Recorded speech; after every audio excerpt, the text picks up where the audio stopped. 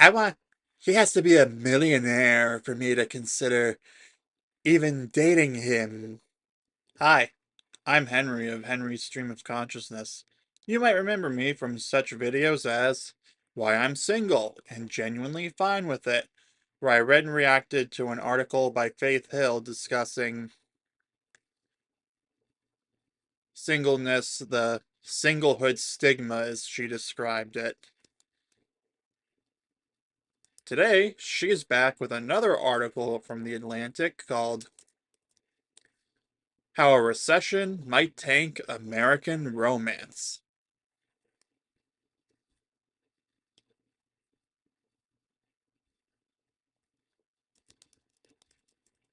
Before we get started, I just want to say, be sure to give this video a like if you enjoy it.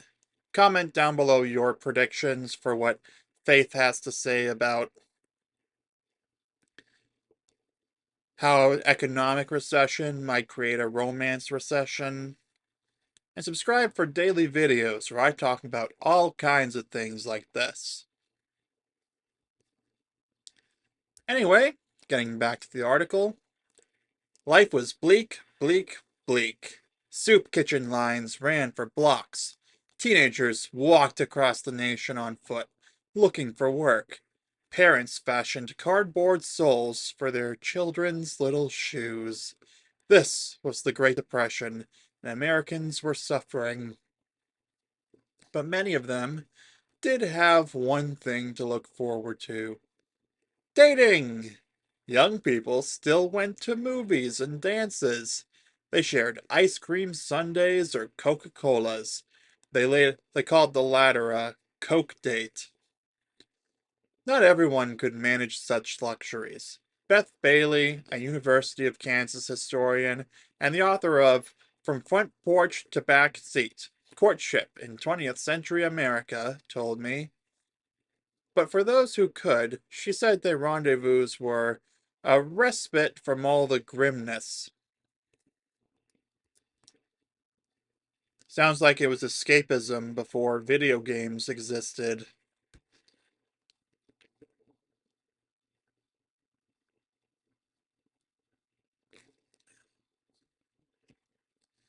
That or they were illiterate.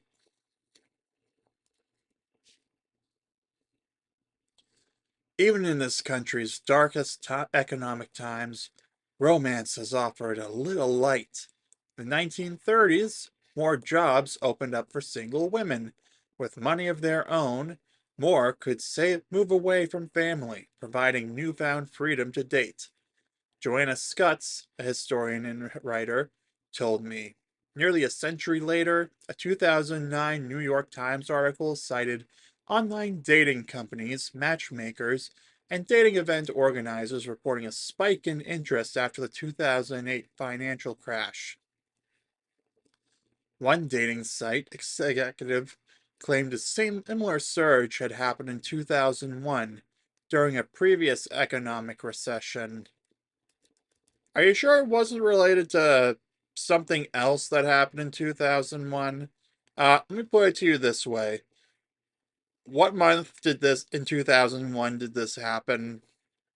If it happened in quarter four of 2001,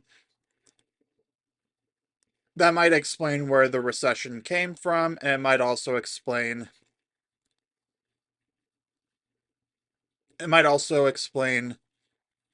people maybe rushing decisions, kind of like in the last two Harry Potter books when Bill and Fleur got married, or when this was during the dark times of Voldemort being out in the open. You let me know in the comments down below if you can guess what event right before quarter four of 2001 could have been such a grim scenario.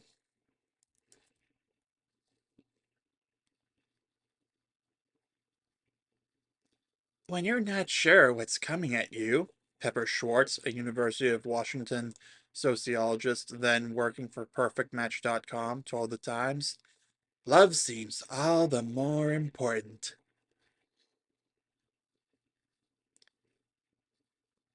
Now, once again, people aren't sure what's coming at them. Many consumers have been rattled by the Trump administration's erratic trade policies. And although the chances of an actual recession have declined since the president eased off some of his more aggressive tariff positions, JP Morgan research still estimates the possibility at 40%. Meanwhile, the United States is facing another kind of recession, a romance recession. Marriage rates are going down. The number of single adults is going up. Based on trends from past eras, one might expect economic unease to give the dating market a jolt, but the way people view romance has shifted dramatically since 2008. Americans today may not be as likely as they once were to seek solace in love. This time, if an economic recession is coming, it might make the romance recession even worse. Well, there are all the videos out there of high expectations women have for men, like really out there salaries they want their man to make. I mean, I don't know if that's the majority or if they really are just clipping these fringe answers and then highlighting them. But if, say, the majority are expecting six figures, yeah, that might be kind of a problem. Like, that might be setting your expectations too high. And just to be clear, men also do set pretty excessively high expectations.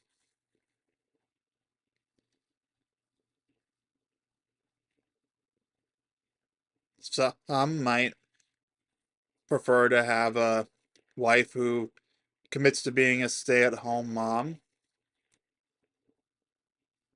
Others can be a little. Okay, that's the only specific one I can think of at this moment in time. But I can safely say, me personally, as I've said in previous videos, I refuse to be around women who drink, smoke, or do drugs.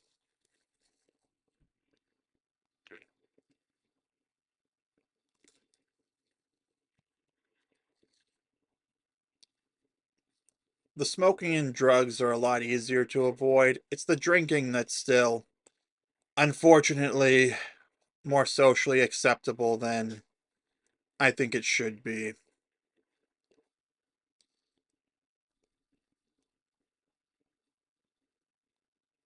But as I said in another video, I made that choice and I accept the consequences. And I'm not compromising on that.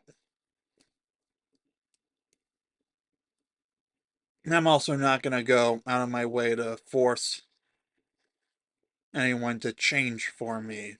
It has to be something that she chooses of her own accord, independent of me.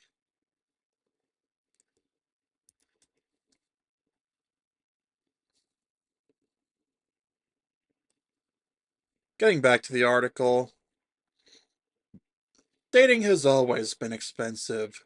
Going out to a restaurant or bar or movie theater costs money. Getting there might require a car.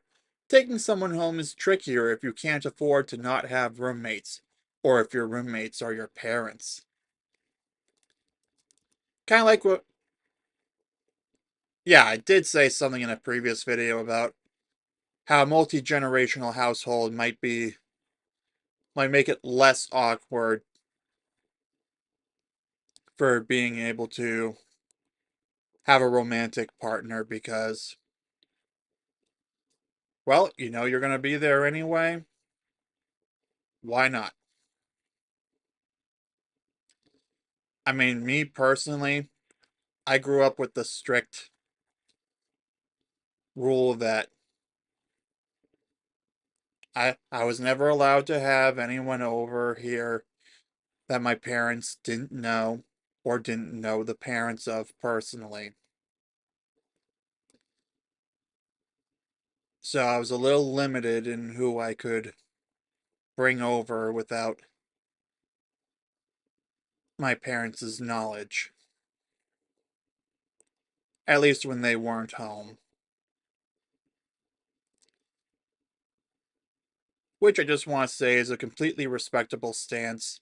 Their house, their rules.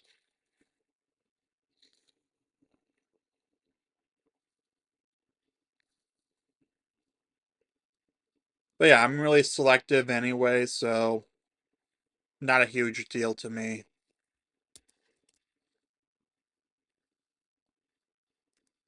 Some people still prioritize romance in rocky times, but a lot of Americans these days are letting financial anxiety deter them. In 2022, Dating.com surveyed single people about how inflation and economic uncertainty were influencing their love lives. Nearly half of respondents said they'd refrained from scheduling a date in order to save money.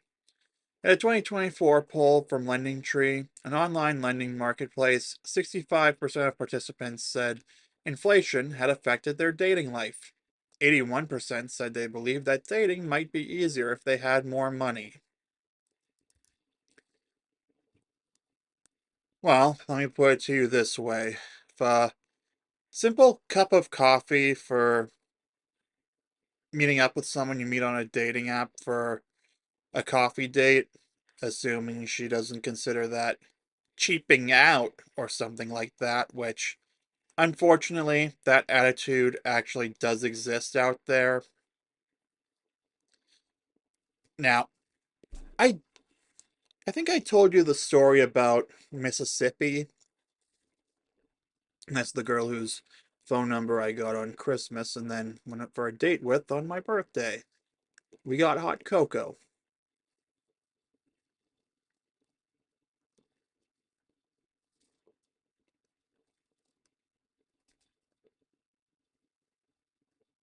But that's about as far as it went.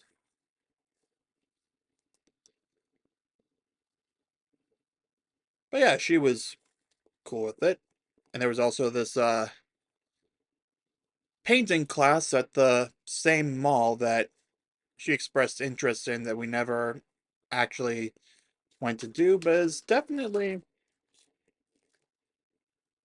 something I think would be a cool thing to do, except for the fact that it does cost money. Rightfully so, because it costs the business money to make it happen. There's actually this pottery class that I looked into in like downtown Boston. It's $90 a person for like an hour or two, and that's the base price. That's not including an add-on to paint the pot that you make. Now, for anything pricey like that, I would definitely argue that's like later in the courting process type of date, if not long-term relationship only, recession or otherwise.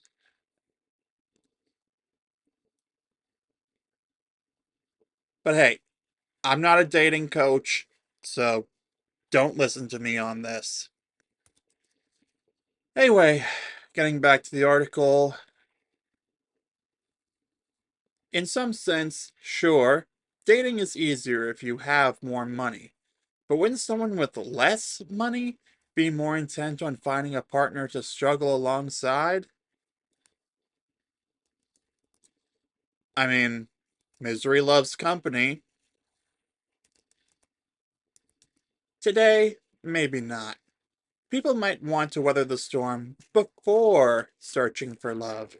As the sociologist Andrew Cherlin has argued, marriage was once seen as a step toward adulthood. Spouses strive to build a future and a flush bank account together. Now, more often, marriage is seen as the culmination of the maturing process, a trophy earned once you've figured out everything else, including your finances. I don't think you're wrong for wanting to be financially stable when it comes to getting married because most of the time, marriage leads to having children, which a lot of people definitely want to be financially stable for. Maybe they're a little too obsessed with it sometimes, which is why the birth rate is declining. Personally, I completely understand wanting to be financially stable if you want to do that. I mean, I'd argue for the first 3, 4 years, not a huge deal. Like, say you have just the one child. First 3 years or so, not a huge deal. Alex Hormozy said that it's better to go through the hard times of not having as much money now when you're that time when they're too young to remember than when they're old enough to remember and then hate you for it. So I think there's a legitimate argument to be had that financial stability is a good thing to have, but it's not the end all be all, both for having children and even just for dating and marriage. If you have kids, you probably want to be financially stable. That actually might be why a lot of my mom's younger siblings and cousins were actually older when they had their first kids compared to her. For context, she was 28 when she gave birth to me in 1997,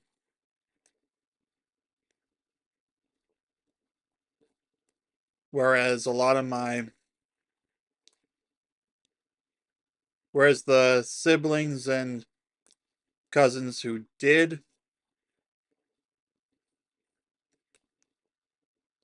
have their who did have kids, let's just say there's more of an age gap between me and my cousins slash second cousins compared to my mom and her siblings slash first cousins. I'm just gonna leave it at that for now.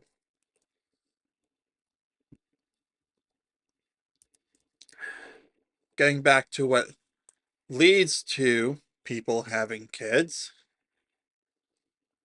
In one recent study, researchers asked participants making different incomes how much they desired a relationship and how ready they felt for one. 6 months later, they checked in to see whether those subjects had started dating someone. Johanna Peets, a psychologist at Carleton University in Ottawa, who worked on the project, told me that she and her co author thought a higher income might make single life easier and more fun, and partnership seemed less necessary. In reality, the participants making the least were the ones who viewed coupledom as only a distant priority and who were less likely to enter a relationship. They seemed to really want a stable base, Pete said, before they start looking for a partner. While they've probably watched way too many of those videos where they do on the street interviews of women who are saying, I want, he has to be a millionaire for me to consider even dating him. Or, he has to make $200,000 before I even look at him.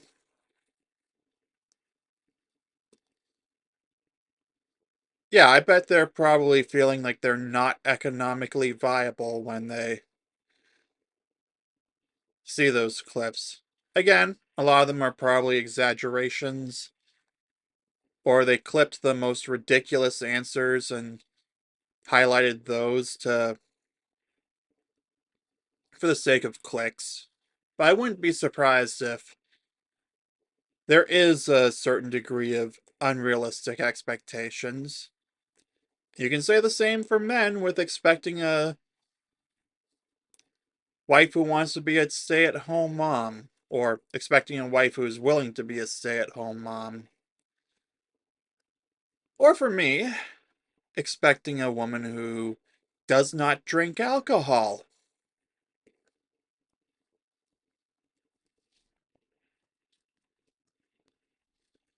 But as I always say, you can make your choices, you can have your preferences, but you have to accept the consequences if you're not willing to compromise.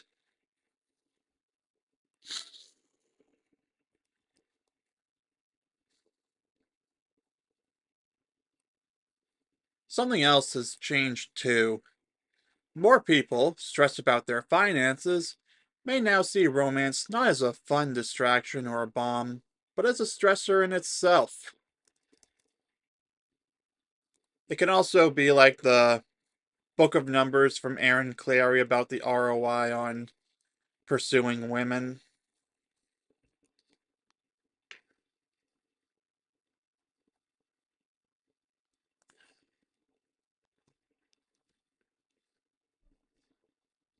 I haven't actually read that book, so I really don't have anything to say except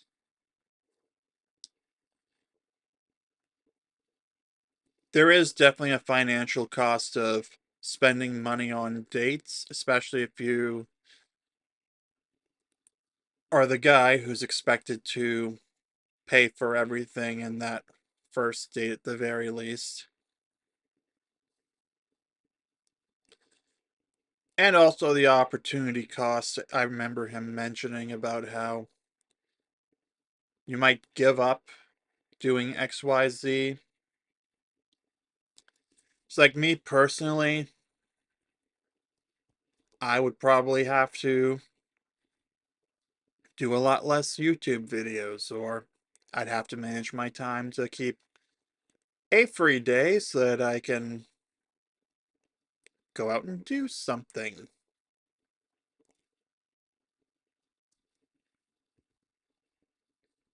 But for now, I'm happy to be here making these videos for you.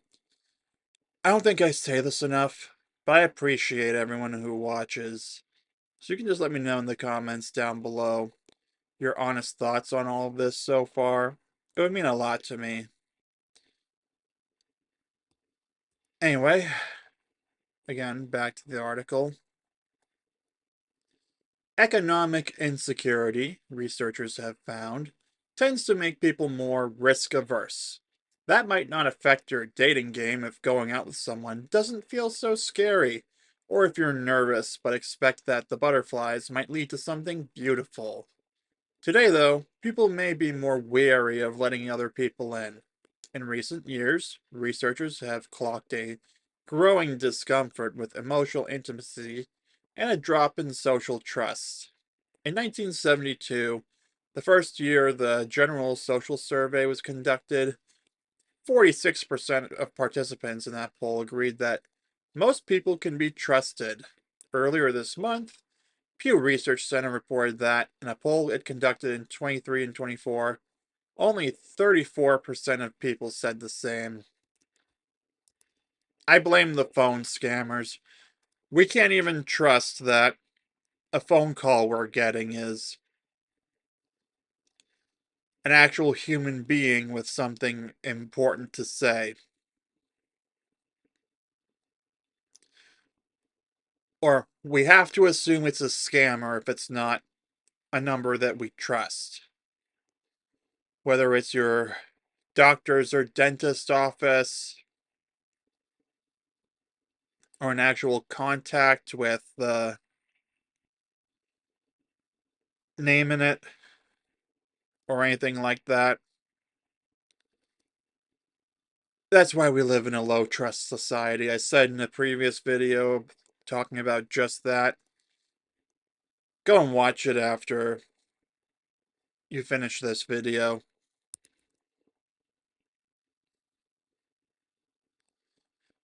Straight people might be especially hesitant to put themselves out there. Suspicion between men and women seems to be on the rise. The Survey Center on American Life found that from 2017 to 2023, the number of women who said they feared being SA'd had increased steeply, and a lot of women, for various reasons, really are having bad romantic experiences. In a YouGov poll from February, 44% of men said they'd be on a terrible date. They'd been on a terrible date, while 57% of women said the same. Many of them might want to depend on a part. Many of them might want to depend on a partner. They also might doubt that dating will yield one, at least not easily.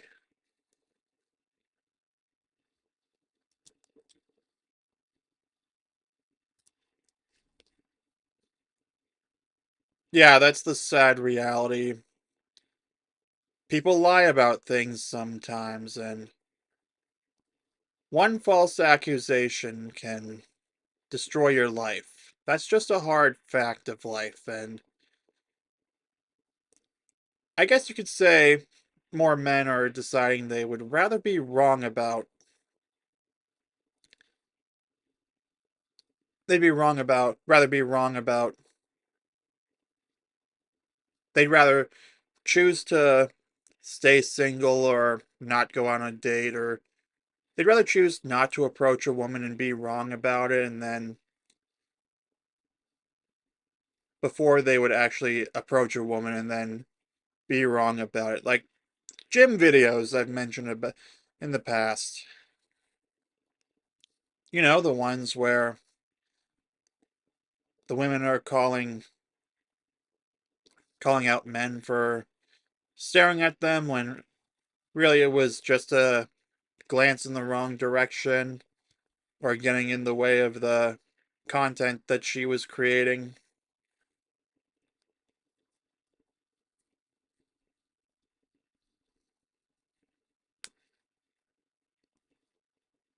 Yeah, I'm starting to think maybe the internet is to blame. You let me know in the comments what you think.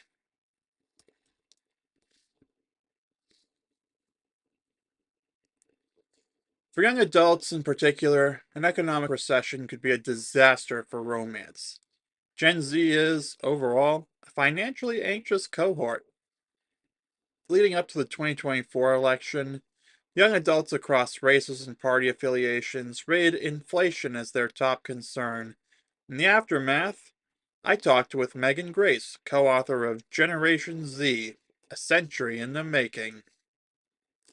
And she summarized what she sees as this group's consistent underlying concern. I just want to feel safe. Don't we all? That attitude applies to finances, but also to romantic risk. In a 2023 survey from the dating app Hinge, more than half of Gen Z users said they'd let the fear of rejection hold them back from pursuing someone. 44% had little to no dating experience. Even if an actual recession doesn't hit, economic angst isn't likely to disappear soon. And the romance recession isn't likely to reverse itself either. The mood may remain, for a while, distinctly unsexy. Overall, I guess my message really is, oh, you'd better buckle up, Pete's told me. It's definitely not gonna be a dating boom. Being single is expensive, but no one can will a suitable partner into existence, and making romance work really can be harder with less wealth. In studies, people perform worse on cognitive processing tasks when their funds are low. Some of their headspace seems to be occupied by worrying.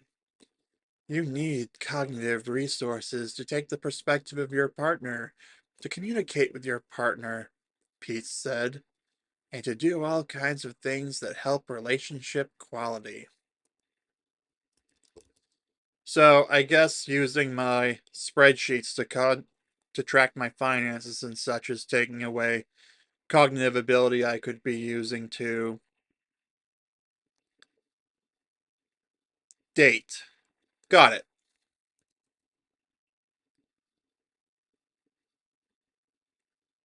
Holding off on the slog of modern dating could mean conserving emotional and financial reserves. It could mean leaning instead of on long known loved ones and strengthening those bonds.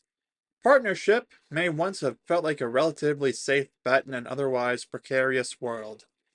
Now, for many people, it's just one more thing that they can't depend on.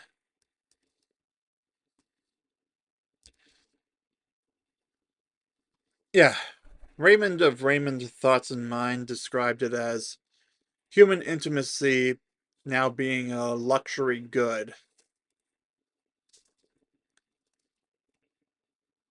I guess he's not completely wrong about that.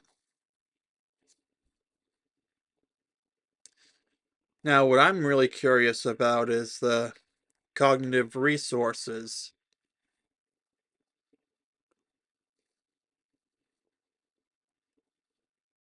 I guess apparently people need to.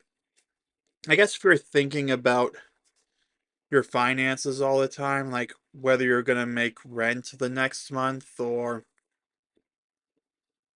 if you're worried about having the money to buy groceries, then yeah, you're going to be focused on that.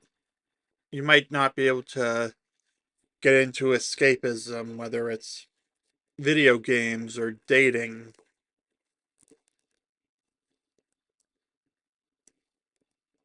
I mean, I like the idea of dating being an escape.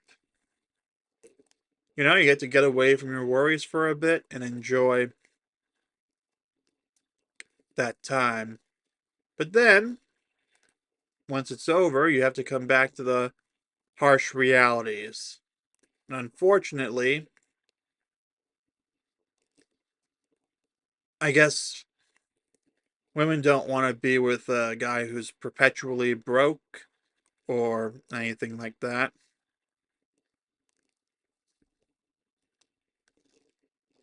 And I guess men don't want to have to spend money on a date with a woman who they might not see again or might end up ghosting them or who might expect more on future dates and can't just keep doing that same thing. Although I guess if it comes to more expensive things, yeah, you can kind of be like, well, the one I'm dating can pitch in or cover the cost of her own admission to this thing.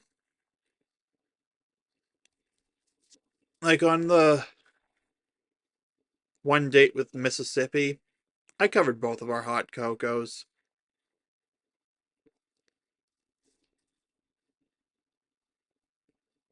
It wasn't that big of a deal. And I decided to just get it all done in one transaction.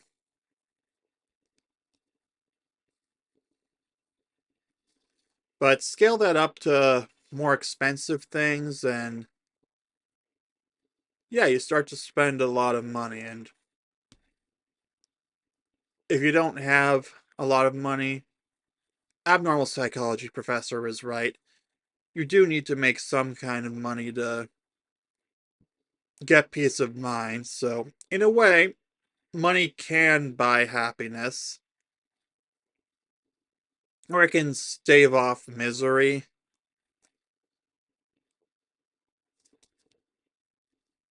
You let me know in the comments down below what you think of money's role in all this.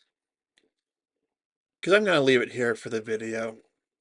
Give it a like if you enjoyed it, subscribe for daily videos, and I'll see you soon.